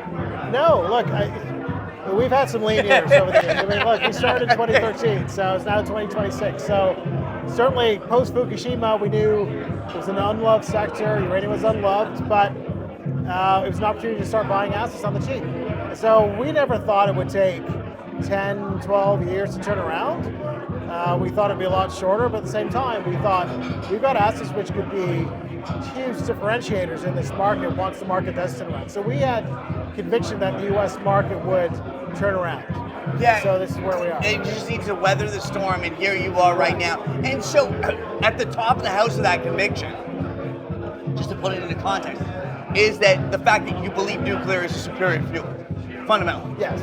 Right. Absolutely. Right. There's no question about that. No. Like it's, we've always viewed uranium, given the U.S. is the largest install base of reactors in the world, clearly needs material to keep those reactors going forward. And then more recently, the discussions around let's increase domestic energy supply in the U.S. fourfold. How are we going to do that? You still need to find ways to process material in the United States. So the first thing is that you should start up the processing facilities that are there today. Then you have to build more. But any pound that we produce in the U.S. should be easily absorbed in the U.S. because 50 million pounds of consumption, right? If we can produce it for 3 million pounds a year. So we bought into the Anfield story because of the mill, right? And the value of the mill. And then you came and surprised us with the expedited permitting. Expedited permitting, right? Like that's insane. Like so, like we're looking at the physical asset of the mill, but you get expedited permitting on your exploration assets. That's right. Which is so combining that all together and the value prop, it's significant. It's significant. Look, we are one of probably 5 companies that can produce uranium in the next couple of years. 4 of those have the capability today to produce with existing facilities. We still need to refurbish our mill. But those 4 are valued anywhere from 4 times to 40 times our current market cap. Yeah. So even conservatively, if we're looking at the companies that are 4 to 5 times our size, we're going to be in production in 2027. So that valuation gap should be shrinking. So Capital 10X did a good job highlighting when you guys fell out of the index, the fact that this thing is dislocated, you guys came right back up. So I'm very kind of focused on valuation, but at the same time I'm focused on catalysts. Right? So how do I, because I don't want to be in a valuation cheap forever scenario. How do I square the fact that Anfield is so cheap? And how do I see the catalyst getting out? Because clearly you see that, see the roadmap. Tell us the roadmap. Absolutely. Look, I think the end of the roadmap is production in 2027. Right. So there is a bookend. That's a bookend. I think another part of it, so we're looking at both the mines and the mill. So on the mill side, we've got the radioactive materials license review and upgrade taking place right now with the state of Utah. We expect to see that approval come this year, the second half of this year. Once that happens, that's another catalyst. That just means that we have the ability to go out there and produce up to 3 million pounds per year. That allows us to go and refurbish the mill, which is probably a 9 to 12 month undertaking, after which the mill will be ready to take feed. On the mining side, we've got the Velvet Wood mine. We're in the middle of construction now. That'll be completed by the second half of this year. So once again, another milestone. We have a mill that's ready to produce uranium. We've got 2 other mines that we're working on, Slick Rock, JD8, same thing, probably 3 to 6 months behind the Velvet Wood mine. Okay. But ultimately, we're looking by the end of the year, 2 to 3 mines ready and available to process or to produce uranium that can be ultimately shipped to the mill. So we can start stockpiling material in early 2027 to be sent to the mill. So there's a few different catalysts and milestones that can be used as triggers for valuation, for re-rating, whatever you're looking for. But knowing that those are coming, it's a great time to start investing today, because you can invest and wait, or you can wait until the event occurs, but then again, it won't be as cheap as it is today. So I always think, if you think a catalyst is coming in 2 years, you get in now. Because you don't know what, the rate of change of things is so insane that catalysts coming, I think, a 2-year catalyst with a deep valuation discount, to me, is an exciting setup. And there are a number in the way, right? It's not like that's the ultimate catalyst, the restart of the mill. But a number of different things are going to be happening along the way. We've laid it out pretty clearly as to the things that we need to do and expect to do. So do you think, very simplistically, but earnestly, because you have a mill which doesn't make you on the Lassonde curve, right? It takes you off the Lassonde curve in the sense that you have this thing that can take feed, right? But do you see yourself on the upward trajectory of the Lassonde curve? Do you even think about it? I haven't really thought about it much, but look, I think we're certainly down. I think of you more as a manufacturing process, because I think of the feed that's coming in. I don't even think of you on the Lassonde curve. Is that fair to say? I would agree. Look, I think it's a very simple story. it's like any kind of manufacturing. We've got a plant through which material goes in, and then something pops out which is of real value, right? And I think the important thing is that value is so unique in the U.S. The U.S. itself has the largest installed base of reactors, consumes 50 million pounds of uranium a year, produces less than 1 million pounds today. So anything we can produce in the U.S. market is easily absorbed into that U.S. market, right? And my view has always been that, first of all, uranium will be in the triple digits very soon. Like whether it's the spot price, contracted price, much more likely, if not already, is there. But also, I think the idea here is that there's going to be a U.S. price versus a non-U.S. price, right? Because the pounds in the U.S. can be so valuable to those parties in the U.S. that they're going to want to take everything that is created and produced in the U.S. Because it doesn't. Us producing in the U.S. doesn't mean that we are beholden to U.S. utilities. There are going to be other parties who are going to be looking to buy those pounds, right? So there's going to be a competing market, right? But ultimately, we want to support U.S. utilities because we're in the U.S. But we're not going to be doing it with a gun to our head. Yeah. Corey. Oh man, like illuminating, a visionary. You stuck your flag in the ground. Tough days early on, but here you are harvesting, and we got in baseball talk. We're in the 7th inning stretch. Well, honestly, I think we're earlier than that. We're still I think the nuclear opportunity is earlier than that. Right. I think our stage, the company stage, probably 7th inning stretch. To the point of Corey. Yeah. Corey Diaz, Anfield Energy, always a pleasure. PDAC 2026. It's a pleasure to have Greg Johnson from Metallic Minerals joining us. Thank you so much for Grizzle's PDAC event. How are you? I'm doing well. Glad to be here. Yeah, thank you. And so, maybe just to kick it off, tell us you're a multi-mineral company. Give us a background. Give me the high level of the company and understanding it. You betcha. Metallic Minerals. We are a multi-metal, copper, silver, with a platinum, palladium, gold, and some rare earths all in these. So it's quite polymetallic. Yeah. 2 main projects. One is in Colorado, the La Plata project. This is already over 1 billion pounds of copper in the resource. All right. 17 million ounces of silver, and almost 300,000 ounces of platinum, palladium, and gold. Growing, Newmont has taken a strategic investment in the company related to that project. Yeah. And then we have a second asset up in the Yukon in the very high-grade Keno Hill Silver District next to Hecla, which is the highest-grade silver mine in Hecla's portfolio. It's Canada's largest silver producer, and we own the other half of the district. Wow. And with respect to Newmont, and Eric Sprott's a shareholder as well, right? So how do you leverage their technical expertise? How do they, your interactions with these behemoths in the mining industry, how do they help, get you guys across the line? Obviously, it's a validation point, having them on the cap table, but, talk us through understanding. And an example, it's not uncommon. It's not common, I should say, actually, for a major mining company to take an investment in a junior. Sure. So you already know they've done their due diligence. They see something that has the potential to be meaningful to them. Newmont's objective is to get to 25% of cash flow from copper. And so copper is an important part of their business, but they don't want to just see copper. They want to see something that comes with precious metals as well. Right. This is in Colorado, which is where their headquarters are. We have a technical committee with them. We meet with the team roughly quarterly, and they're giving us access to their deep technical experience, the geologic side, the engineering side, even helping out on the community and permitting side. So it's really a great support. Even though they're an investor, they're acting like a partner on this project. And so that's really tremendous. And they were the largest participant in our last financing. So they really like what we're doing on this project. Fantastic. Having Eric Sprott as an investor, I mean, he's as everyone knows, he's the ultimate silver bull. We're in his portfolio of silver companies. He came in because of that Keno Hill asset that's now next door to Hecla, who's just passed their first full year of cash flow and cash positive operations at Keno. Can I ask you a question? Being a multi-mineral miner, right? Yeah. Does it, do you sometimes get an identity crisis where you get I want it, because silver's so hot right now, and obviously you have Eric.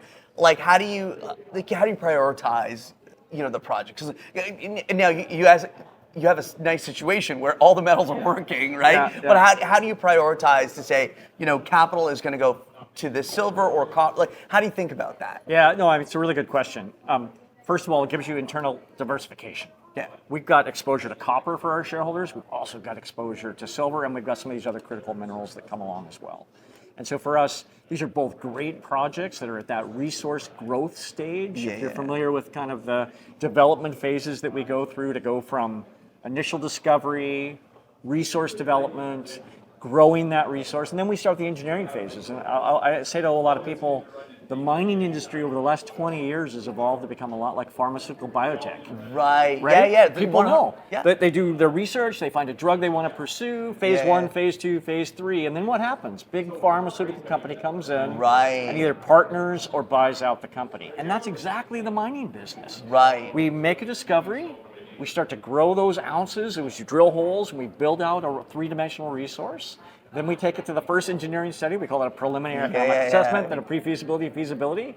If you're successful, you're going to attract a big player if it's a world-class asset to come in and either joint venture or take that through to production as a buyout. Yeah, that's a fascinating analog. That really is a great analog because and there's before I used to think about it in terms of like almost these majors have like de-skilled themselves to actually explore, but actually they've optimized the value chain.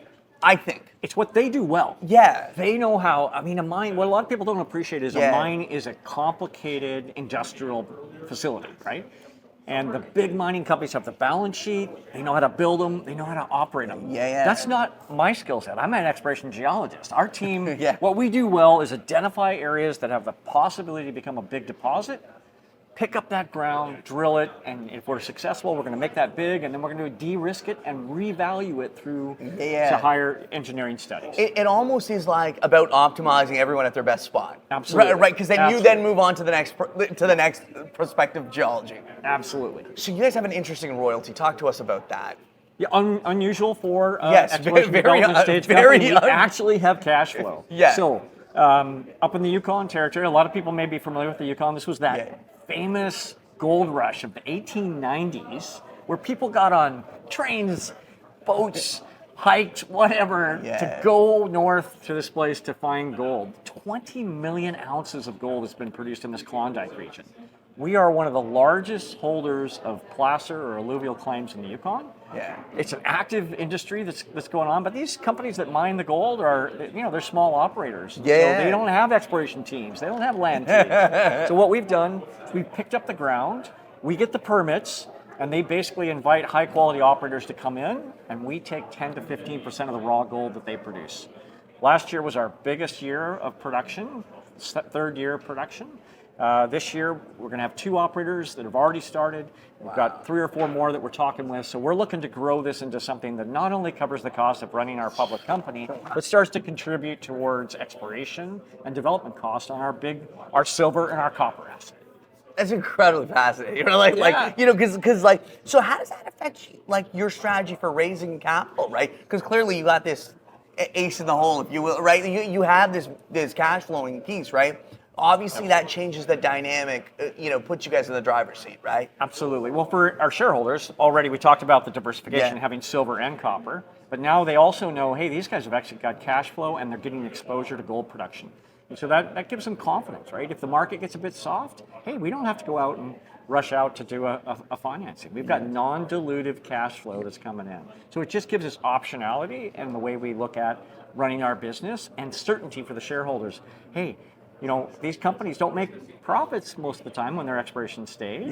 So how do they run themselves? Well, they have to raise money. When times are tough raising money, you're happy to have that cash flow. So I think it's something that really makes metallic minerals stand apart. Talk us through your key milestones going through the year. Obviously, all your metals are working. Now talk to us through 2026 and beyond. Yeah, I mean, it's kind of hard to believe almost 6 months ago, we were at the tail end of an 8-year sideways market within a generational bear market. 17 years since the venture index on the Toronto Stock Exchange was at its last high, when gold was at $750 an ounce. So people who've been investing in our space up until the last year, 6 months, I mean, it was really tough, right? So we've seen a complete turnaround. Gold's gone to new highs. silver's gone to new highs, copper's gone to new highs. And so now people are saying, hey, how do I get exposure to this? And junior miners that's the growth in the industry, right? 100%. And so we are now looking at drill campaigns at our Keno Silver project up in the Yukon next to Hekla, drill campaigns on that Lafleche Copper Silver project down in Colorado. So it's going to be a whole series of news events coming out, drill results, and those are going to be looking to culminate on, we already have a resource on both projects, grow that resource, but also we have a number of other targets that are untested at this point. We've done the groundwork to say this is a really good area to drill, and we'll get those first holes into those targets this year, potentially adding new resources to the books on top of those. Very exciting. Thank you so much for joining us. Thank you for coming through PDAC. And I have to say, what an exciting PDAC this is. Oh, it's going to be a great one. This is an absolute pleasure, Greg. Thanks a lot. Thank you very much. That's Grizzle. PDAC, we have metallic minerals here with us. All right, welcome back to PDAC 2026. Andrea, Aravena, hot chili, the belle of the ball, the copper. The copper is so good. Andrea, thank you so much. It was such a pleasure. So last year when we did this, we literally chose 11 p.m. and it was like when no one could hear anything. So we have to shout. So we've corrected that. Andrea, tell us about your history. So you're at Hot Chili, VP Exploration, geologist. How do you think about? Tell us your history and how you got here. But I'd love to hear about that because Chile is an incredible country, so well endowed with literally every mining resource. Give us the backstory. Well, with Hot Chili already, I have No, with before, and how you got to Hot Chili, how you got here. Well, I studied geology in the south. University of Concepcion, but what drew you to rocks? Why did you like rocks so much? Because when I was in the high school, I liked the volcanoes and all the things. Oh yeah! So I went to the university and I saw a geo speaking about the geology, and I said, I want to study that straight away. So no, really. So after that, I started my career working in gold mining. So in exploration gold mine, but brownfield. Yeah. In Dayton, that is near to Andacollo. Yeah. In the north of Chile. And after that, I have been working like 2 or 3 years in Yamana Gold, in Minera Florida. Yeah. So after that, I say, okay, I really want to learn English. I went to England. And when I come back, I have the opportunity. Your English is very good, though. Very, very Thank good. You. Well done. But after that, I have different opportunities. One was to really, I was in Chile. I haven't had experience in copper. Yeah. So I say, I will start working and in exploration, like a greenfield exploration, like have a discovery since the beginning, since the inception until. So I said, I have the opportunity to work in Hot Chili. So in 2011, September 2011, I joined Hot Chili with the first project that was Productora. And I'm working on field, doing all the RC, sieving, logging. So I started in the company doing all the field work in that time. 2011, we were after that with 3 drill rigs, 4 drill rigs. And I was in the different cycles because after that, 2016, the copper market was really down. So how does it feel like 15 years? 15 years. I don't want to round down. I want to 14, Come on, 15 years. 15 years of your life, like watching a resource expand.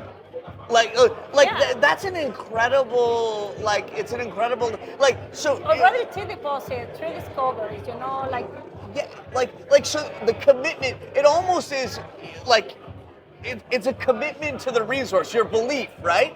You listen to the project, you have a really good team. Yeah. Christian has been since the beginning of the company. Of course. 17 years. Yeah, so this is everyone, which is the most exciting thing about hot chili is that when you think about it, is that like you don't have people who came and left. You have like almost people who are lifers who are like, this is the deposit. Actually, the newest geologist that has been working with us has already 6 years. Wow. And we just hired 2 weeks ago more geos because we are with a RC drilling campaign. You know that we started just this week. So, So we started building a new team also, but the newest team have already 6 years, so we don't have a lot of rotation of people. Because that's a good sign, always a good sign. Yeah. Hey, so talk us through the history of the geology of hot chili, right? Like La Verde, like how these are exciting discoveries that have all popped up and have changed like the course of the company, right? Talk us through that. Well, we started with Productora. That was yes, a of course. Yeah. At the moment, in 2016, when we finalized the PFS, we realized that we really need more, tons. Yeah. So it took us nearly like 6 years, 4 to 6 years to take Cortadera.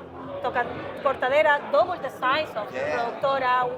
2019, we started drilling just to get the first resource of Cortadera. And also with La Verde, that we acquired La Verde in 2024. We spent like 6 years to get these leases. And it's just 30 kilometers south of all Costa Fuego have. Wow. So we already have these 3 discoveries, 3 deposits that before it hasn't any reserves on all of 3 deposits, So it has been a lot of drilling, a lot of ups and downs, but a lot of good results. And that's the most important thing, good results. So talk us through the good results and how you, VP of exploration, you think about where you're going to move in the chessboard and how you want to expand the resource. Talk us through how you're thinking about that right now. Well, at a company level, and then drill down to the resources. Yes, well, at the moment, we have a new discovery. We started the first phase that already recognized an area that was 1 kilometer for 700 kilometers wide, But we just drilled RC, so we have mineralization, shallow mineralization, until 300, 400 meters depth. So once we realized that the majority of the holes was ending in mineralization, so we started last year with the diamond drilling phase, the second phase. And we have been with really good results. Okay. Already 5 holes came on with really shallow, high grade, copper grade. We have been a 0.8% copper equivalent since 70 meters depth. So we are seeing a really good opportunity in terms of La Verde because it's still open. We have a high grade center of 400 meters by 400 meters depth, just with high grade. Shallow mineralization. So we have a really good opportunity that these come into Costa Fuego minus Cheddar. And so Costa Fuego, still this is, so it's a crown jewel there. Yeah. And so talk us through the future, the catalysts ahead. It's an exciting runway here, right? Yeah. This is as good as it gets in an era that, when we did this last year and no one could hear us, we were talking about the excitement, and you've continued to prove this out. Yes, because we have at the moment, the company have 3 key milestones in terms of, we have a great discovery that we are proving with this diamond drilling, this high grade, shallow, that can be open pit and can put opportunity into delay the expansion capital for Cortadera. Right. So at the moment we're working through La Verde, to try to get the first resource and field reserve this year. Also, we are working in the feasibility studies for Costa Fuego and also the value engineer for Costa Fuego, and we aim to submit the EIA for Costa Fuego at the end of this year. Okay. So we have, and in parallel, we have the water asset. So this is the 3 things that really we are pushing La Verde to get into the mining schedule and delay the expansion capital for Cortadera blockade. So yeah. Very exciting, Andrea. Thank you so much. They like illuminating all like and like it's been so exciting because we followed this story for like 4 years now, and it's just to see this and just to see the expansion of well, at the moment we are just this week starting with other RC rigs, so we not only are in the phase 2 drilling, Diamond. Yeah. So we have also arriving with a second RC rig that we are drilling, and we will do infill drilling for the reserves and to convert a reserve, but also to do exploration to expand La Verde. And we have 3 lookalike targets, regional targets, that also we will put a small rig to test that, to do some sampling in that. Lookalikes, I like that. That's the words I like. If there's one thing that gets my money out, it's lookalike. Give me a lookalike. Hey, Andrea, thank you so much. Hot chili, Andrea, it's always insightful when the music isn't blaring and we've done it right. Thank you so much. Thank you.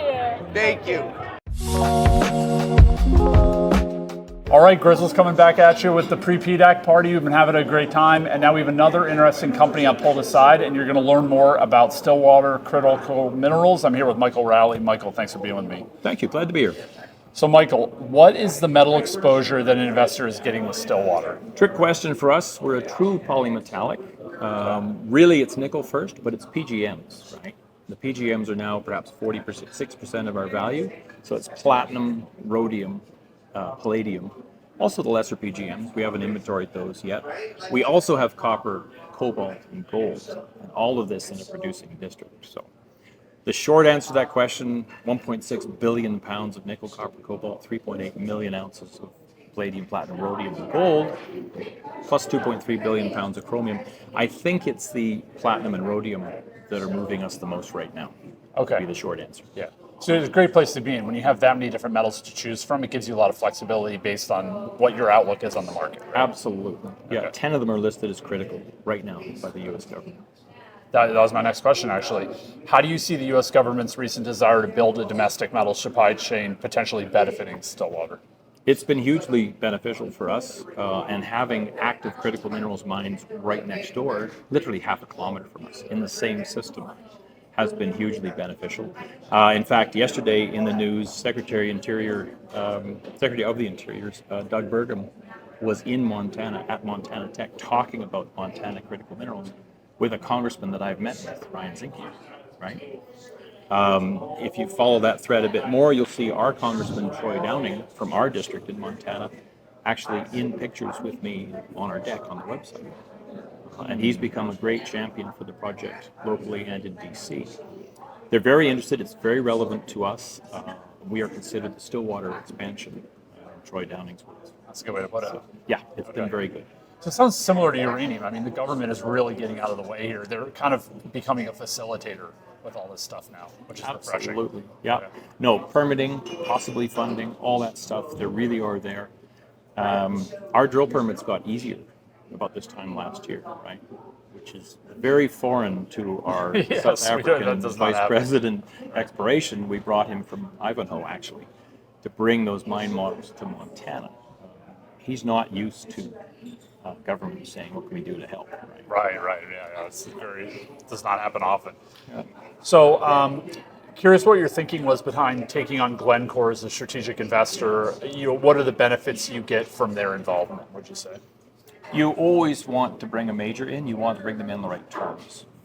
And that would be the catch. We've been offered project level deals from day one on this asset. And that told me that we're really onto something. You don't want to do a project level deal before you've got, say, a PEA or some sort of real study around it to put a value around the whole thing. Mm-hmm. To get a major to the point of an equity position like Glencore did in 2023, that was the trick. And that took a few years. They've been wonderful partners. They've written 3 checks in 3 years. That's what you hope for, right? When you first start a deal like that. Yeah. And keep it equity, same as you or I could do in a placement. So they've written, I think, 8.4 million now for 13% equity position. That's the first part answer to the question. That stamp of validation is huge, because show me a junior that shares a district with one major, Sibanye, and has brought another one in as an equity partner. Right. That shows where we're going here. Gotcha. The third piece would be the technical committee, because Glencore have actually been excellent partners. We'll see them at the PDAC Core Shack in a couple of days. They're really engaged. They've been part of every decision we've made on geophysics, drilling, you name it. And it's actually kind of been fun, which I didn't expect. When do geologists actually agree? Yeah, right. The joke is you ask 5 geologists for opinions, you get 5 different answers, right? These ones actually align. It's been very positive. Excellent. So you mentioned Sibanye in passing. They're a major miner right next to you. How do you see, how could you use that relationship, or what are the ways that it benefits you to have someone already producing a large, well-known company right next to you? It's huge, actually. And they're based in South Africa, right? They're a global miner. Right. They have struggled locally at times, and that benefits us with politicians. They laid off 700 people 18 months ago. They literally nearly closed one of the 2 mines that they run right beside us in the Stillwater complex. That makes it political gold for our politicians to be seen expanding, bringing back work, expanding work, right? We have a broader commodity suite. We have broader mining widths. We probably have better economics. That's a forward-looking statement because we have not yet wrapped studies around that. To be clear, we have no corporate connection to Sibanye. We're friendly, we're neighbors, we talk. But what they're doing is very relevant to us. It is narrow, high-grade stuff. We could be high-grade. We also have these bulk mineable widths, and that's part of the point. The fact that they're mining right there makes it very easy for us with regulators. It also makes it easy for us in communities. Their good neighbor agreement is a precedent setter across the industry on how to work in a community, and it's made it very easy for us. Excellent. So do they have some, what you would call them, underutilized assets that could potentially be utilized down the road if the right deal was put together? That's a forward-looking statement, but absolutely, yes. And then if you look at our figures, you'll see that East Boulder adit is actually 3 miles straight through the Stillwater complex. It ends half a kilometer from our biggest deposit. At the other end of it is a sulfide flotation concentrate that, in broad terms, would be relevant to us. They also run a smelter refinery complex and recycling complex in Columbus, about 40 miles away. All of that brings local value, possible infrastructure, and it shows how pro-mining this area is. Interesting potential there, all right? Yeah. Now, this is my favorite question because, for people, sometimes there's a lot of information being thrown at them. So it's helpful to be like, all right, this company, what are the major milestones that management is looking at that I should be looking at too? What would you say over the next 12, 18 months, what are the major milestones we should watch for from you guys? In the very short term, it's drill results, because we did an expansion drill campaign to advance those deposits we talked about. We got 2 holes out last week. You can bet the remaining 6 holes are close behind.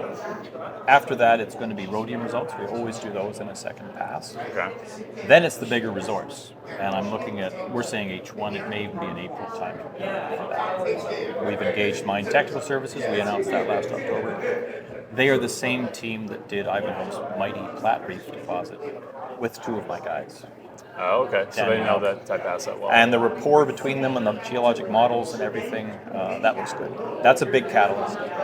Then it's our biggest program this summer, another expansion campaign, and we are fully permitted and fully funded for that. Excellent. So at least a 3-rig program, details to follow. Bigger picture, and your investors, your viewers should think about these things. The real value in junior pre-production stocks like us is the de-risking that happens. Obviously, you can grow economically and multiply your resource. In a perfect market, that's maybe a linear addition. You double the resource, you double it. But the real value add happens in putting feasibility studies around that. We're ready to do metallurgy. We're ready to start a PEA process, especially after this summer's drill program. So depending on the MRE, mineral resource estimate this April, you'll see us start to fast track through those feasibility studies and really add value.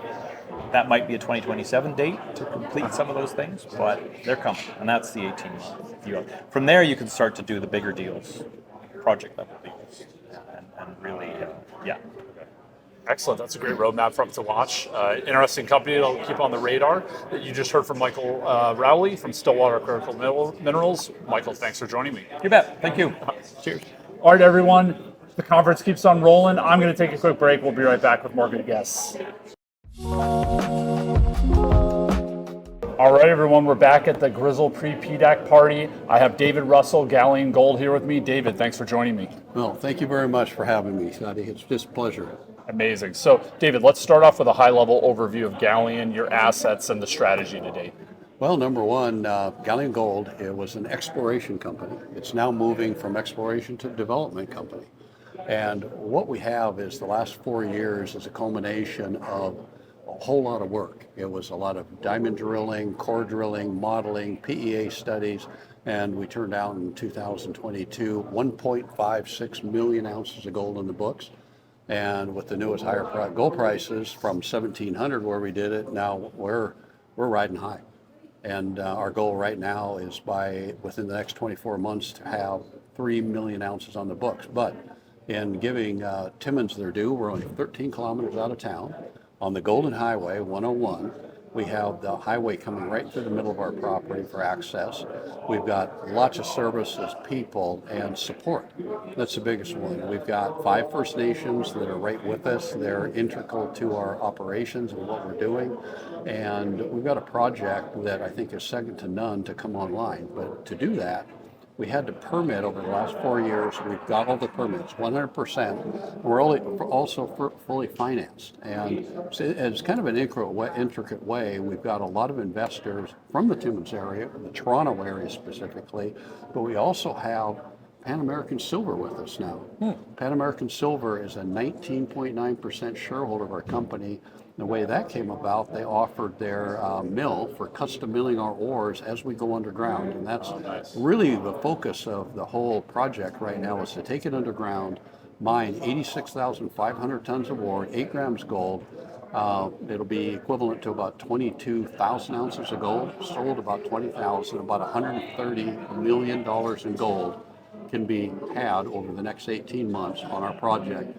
This is just bulk sampling and development and doing feasibility work. Oh, nice. So can that kind of help fund some of that? We've got roughly a little over 40 million in the bank. We got a line of credit from Pan American Silver that we can draw on any time, and that's about $46 million. So we're well financed for this project going forward. So that really lets me sleep better at night when I'm doing that, where we're fully financed. And so within, let's say, 9 to 10 months, we will have a 5x5 ramp system taken underground at a 10% grade for about 1,250 meters to get to the ore body. Once we get to it, we're going to put our hands on the gold.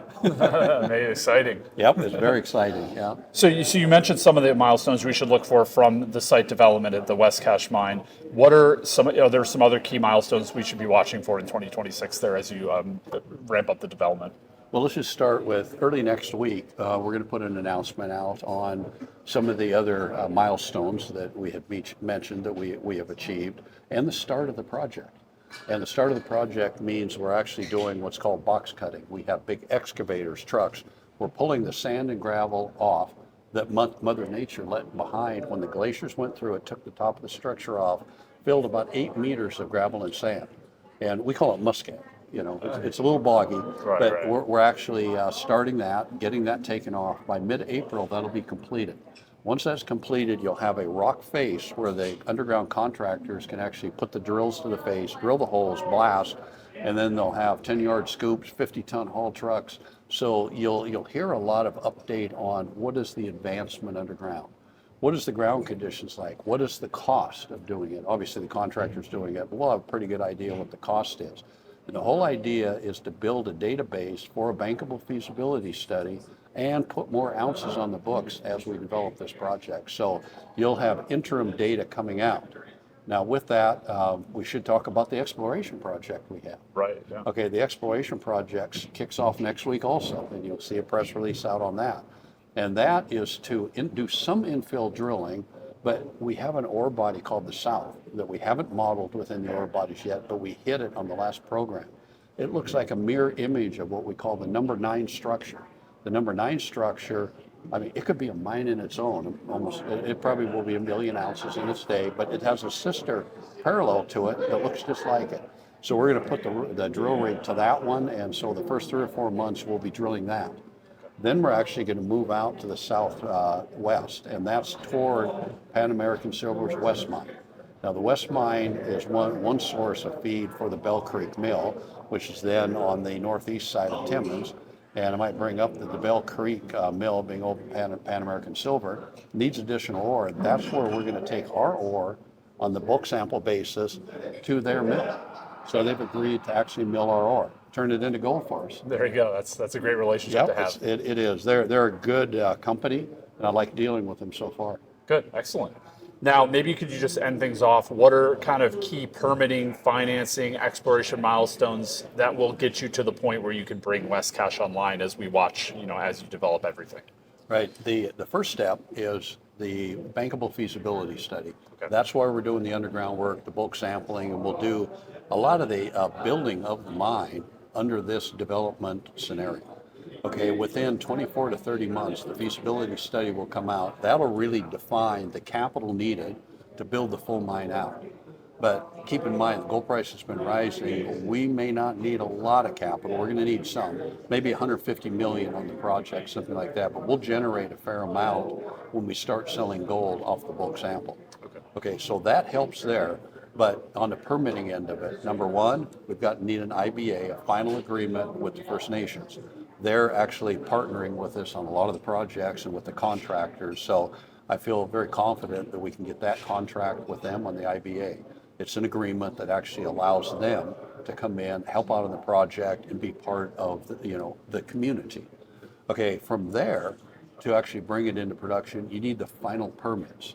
Okay, the final permit will be issued by the Ministry of Mines, but there's a lot of other sub-permits that we've already gotten. There's the take water, to discharge water, air, flora, fauna, everything that you can think of. We've already got those permits, but the final operational permit really is the footprint of impact when you build the mine. And the really impacted area will already be impacted under the current permit, except the differential will be the number of tons of waste that come to the surface, and how do you reclaim that at the end of the day on the mine site. Now, another example is if you built a mill, you built tailings ponds, that's different, but right now for the next 3 or 4 years, my plan is to work with Pan American Silver and the Bell Creek Mill, use their custom side to this. There's no reason to spend, let's say, another 150 million building a mill and going through all the permitting when you could actually just ship it to another mill and pay a premium or a custom price. Right. So that's the power of economics right now.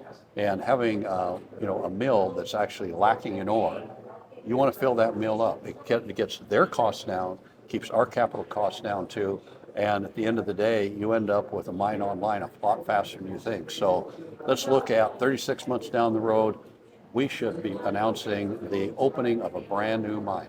Oh, exciting. Okay. Yeah. It's going to be a busy 3 years for you guys. Yeah, it's very busy 3 years, but it's really exciting. That's what gets me out of bed in the morning. Right. That, I can see a gold mine. I know what it's like to pour bars of gold and hold that bar of gold. Your eyes glitter at that, but you know what? It's a whole lot of work, a whole lot of capital, but I've done it during tough times. I built the Black Fox project on the far side of Timmins toward Matheson years ago, and that's still in production. It should have shut down about 6 years ago, and it didn't. It's still under the McEwen banner, and it's got 3 million ounces of gold. Well, good for them. That's just great. Yeah. So I know what it's like to build them, but I built it during tough times during the mid-'80s. 2008, it went in production. Gold price was running like $325 an ounce. Right. I couldn't fathom gold that's over $5,000 today. I know. It's a good time to be a miner. It makes it all look like heroes, Exactly. and that sort of thing. But you make hay when the sun shines, so why we can make money on a bulk sample, we can pay for a lot of the project. That's what we're going to do here. But we also create jobs. The infrastructure in Timmins lends itself to that. And I know there's a lot of things going on, but we want to be the best mine, in the community for the people. Yeah, exactly. That's a good way to look at it. And I think what we can offer is a new start for a lot of people that want to see a new mine. Yeah, exactly. Well, great story. David Russell, Galleon Gold. David, thanks for stopping by. Well, thank you very much for having me. It's great talking to you today. Excellent. Okay.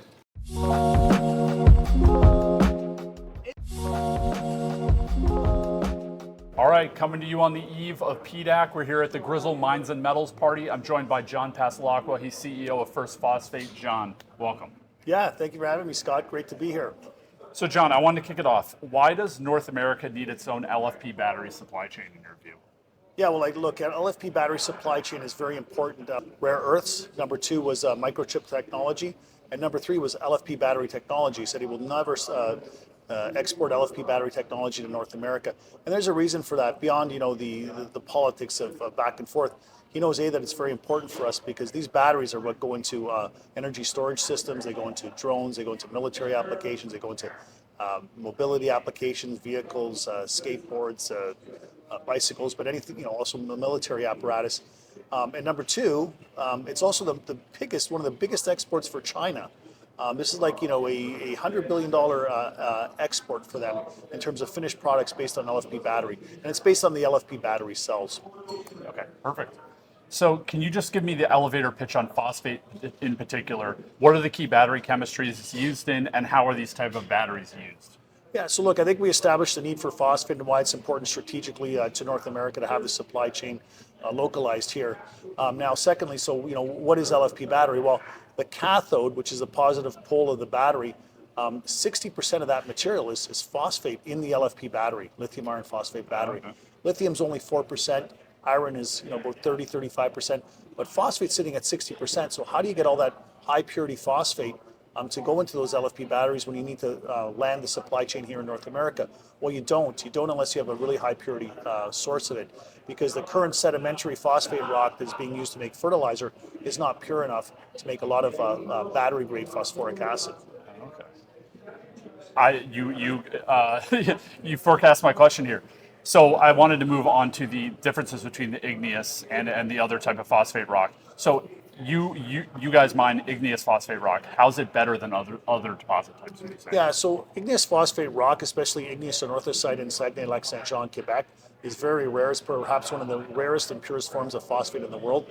We've been able to purify it up to almost 100% purity, which is 40% P2O5, which is the grading measure of phosphate, and that converts almost completely into battery grade phosphoric acid. So nothing stays in back for the fertilizer stream. Whereas when you're talking about sedimentary rock, which is phosphate that is sort of accumulated in seabeds and swamps and things like that over the years, that is not that pure. It's got a lot of cadmium, uranium, thorium, a lot of like other nasties in there. So it can be used for fertilizer, but only a small portion of that can be upgraded up to this battery grade phosphoric acid. But meanwhile, when you've got the high purity igneous phosphate rock, almost 100% of it gets converted directly into this battery grade phosphoric acid. And that's really important because then you're no longer a fertilizer company. We can be just a high technology company and focusing this just towards high technology. Whereas when you're in the sedimentary rock, you're always first and foremost and ultimately a fertilizer producer. Oh, interesting. Okay. That answered that question there. Now, I wanted to ask your opinion on Canada's view on the battery supply chain. Is it becoming a priority with what's going on there? Yeah, awesome question, because just yesterday, the budget that passed in Canada, it was a last-minute amendment to bring phosphate into the highest, the A list of critical minerals, the clean technology-based critical minerals. And there was a little debate in the Parliament where they said, well, should we bring in phosphate? And they said, oh no, because phosphate's about fertilizer. And then somebody corrected the gentleman and said, well, no, it's not just about fertilizer. In fact, the projects in Quebec, they were obviously, hinting towards First Phosphate, are geared 100% towards battery-grade phosphoric acid, battery-grade acid for the batteries.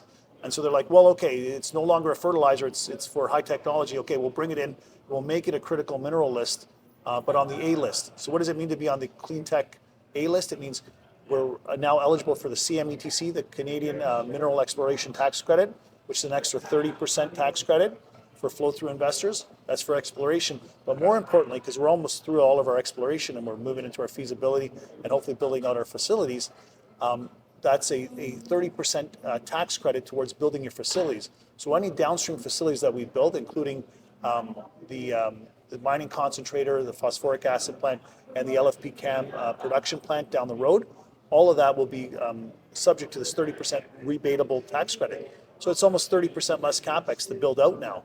So we've been brought into that level. So it's really understanding what phosphate's about and the power of it in terms of now LFP batteries being 75% of the world's output of batteries, and us needing to basically land the supply chain here in North America. And we have the most fabulous igneous phosphate reserves here in Canada to do it in Quebec. We have a massive strategic advantage if we know how to really bring that to life. And with this new amendment that they made to the budget, passing phosphate as a clean tech mineral, we get there. It gives us a tremendous ability to build out and to continue the good work that we've been doing at First Phosphate. Amazing. So that's a timely question. I'm happy I asked that. Yeah. Now, I just wanted to leave everyone with, maybe you could help us see the key milestones that we should watch for from First Phosphate in 2026. Okay, so maybe a lot of longer term. Well, a lot of stuff coming up. We're on a very clear plan. I think that's really important for junior companies to be on a really clear plan. We're on a really clear plan to get a mine producing by 2029. Okay. We've got definitive bankable offtake, and the offtaker just made a prepayment on it. Unheard of, because we're still at the PEA stage. We're moving to the feasibility stage after our next round of drilling here. But we need to have a mine going for our offtaker by 2029. Part of that offtake is prepaid. It's getting very serious.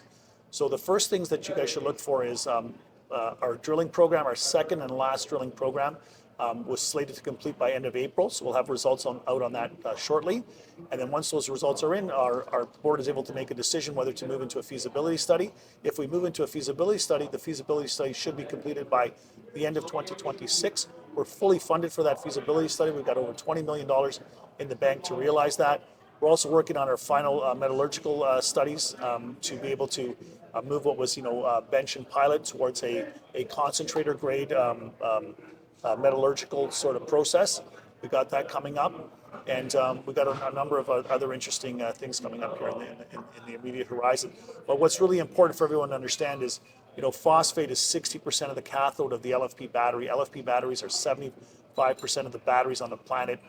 There is not one other single company that I know of out there that's 100% fully dedicated to phosphate, but just for the LFP battery industry, sitting in this very rare high purity igneous phosphate rock at Saguenay-Lac-Saint-Jean, Quebec. The market is starting to understand that. LFP, lithium iron phosphate. We know where the lithium is. There's 150 publicly traded companies in lithium. Iron, we know how to get to the iron. Phosphate, where are we going to get the phosphate? First Phosphate is pioneering that. We're trailblazing that, and we hope to be the go-to name for phosphate for electrification. Everybody's out there trading critical minerals. Everybody's done well in the precious metals, looking to move out into rotate into something. Have a look at high purity igneous phosphate. Have a look at First Phosphate. Very interesting. All right, that was John Pasalaqua, CEO of First Phosphate. So, first interesting company coming up. We're going to take a quick break. I'm going to run around mines and metals. I'm going to grab some more companies, so don't go anywhere. Thank you. All right, Grizzle Mines and Metals, we're back. The best party of PDAC. And I'm joined by Jim Hesketh. He's CEO of Viva Gold. Jim, thanks for being with us again. Hey, pleasure being here. Wonderful to be at PDAC again. Yeah, exactly. With gold pushing to 5K, and that goes to my first question. So we spoke last year at our party. Yeah. Gold was around 2,500. Now it's nipping at 5,000. For investors who've never been through a bullion bull market, how do high and rising prices help you speed up your development process? Well, it's pretty simple. People get excited about the price, and it makes funding more available. Okay. That allows you to accelerate the work on your project.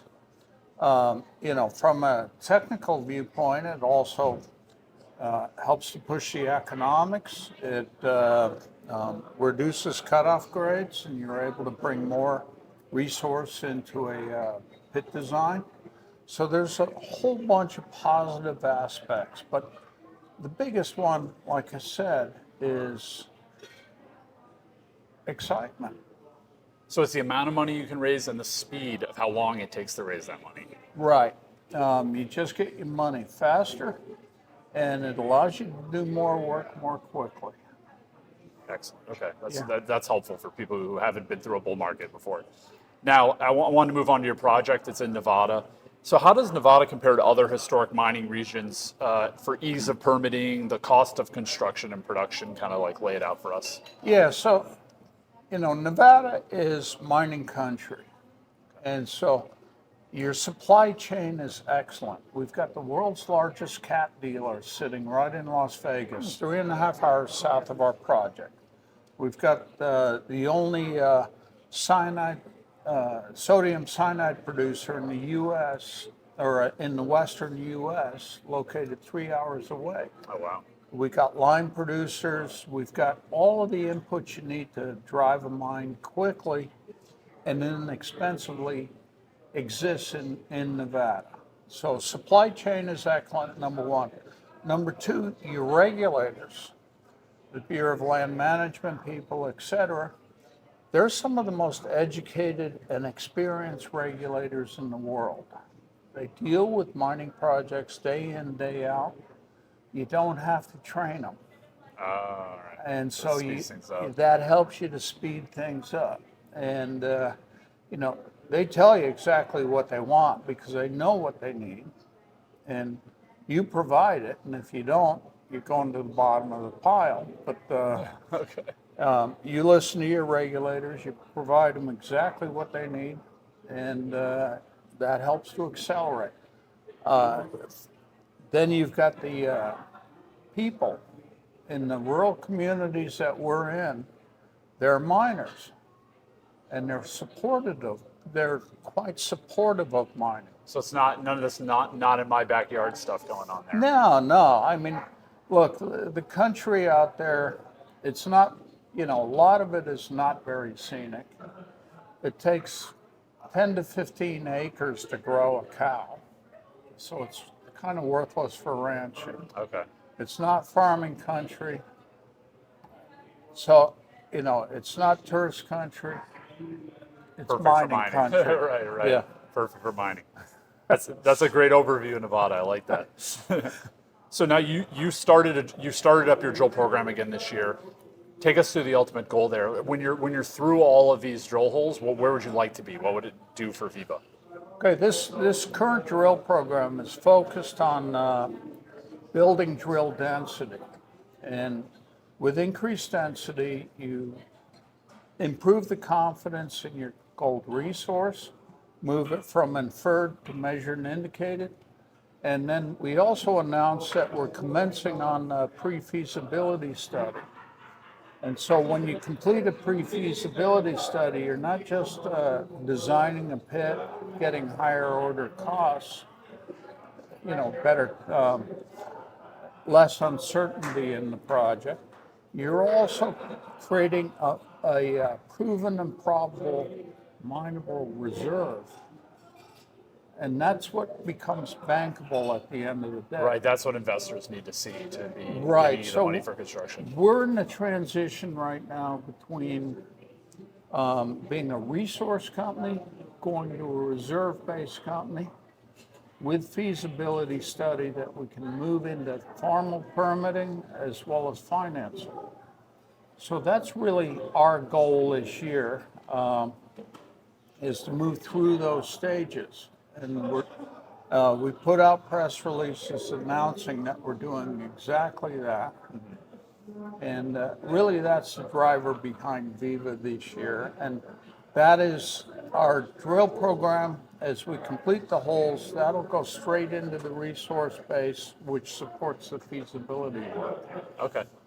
So maybe you could just round it all up as far as milestones for this year. What's the order of permits and economic assessments you'll need to bring this to a bankable feasibility construction decision? Like, what are the next few steps we should be watching for? Yeah. This year, what we're planning to complete is at least a pre-feasibility study. Some parts of it will be at feasibility level, full design level. That will allow us, with the drilling that we're doing, we're also doing environmental baseline study for work. So with the feasibility work, the baseline study work, we can complete what's called a plan of operations. And the plan of operations describes to the regulators exactly what you're going to do to disturb the ground, air, water, surface,